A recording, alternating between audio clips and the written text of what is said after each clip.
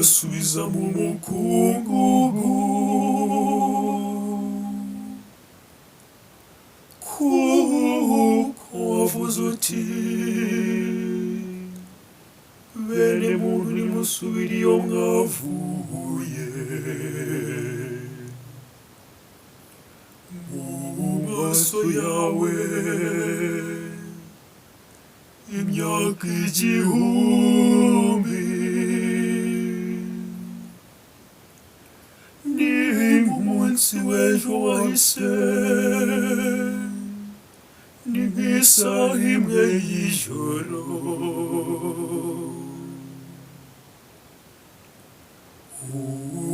Ubuzima bwa muntu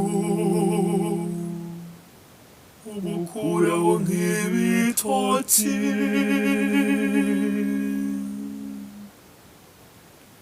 bishira mu gitondo nk'icyatsi. Mu gitondo kirarabya, ururabyo rugakura,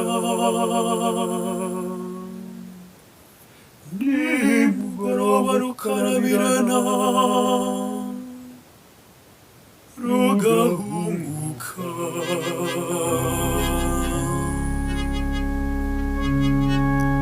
Nyagasani watubereye ubuhungiro,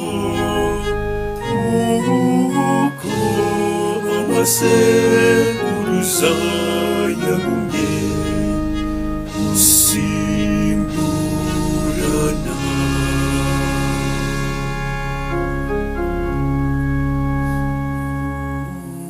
Twumvishe ko iminsi yacu ibaze,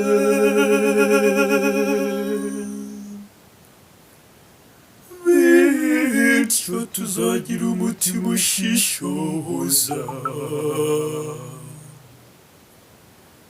Uhoraho tugarukire, uzaturakarira ryari? Babarira abagaragu bawe,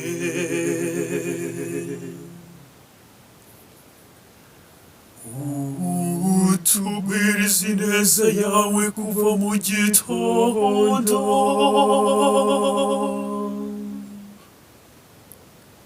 kugira ngo duhimbarwe iminsi yose y'ubugingo bwacu. Nyagasani Mana yacu, utugaragariza ubugwaneza bwawe, ukomeza imirimo y'amaboko yacu.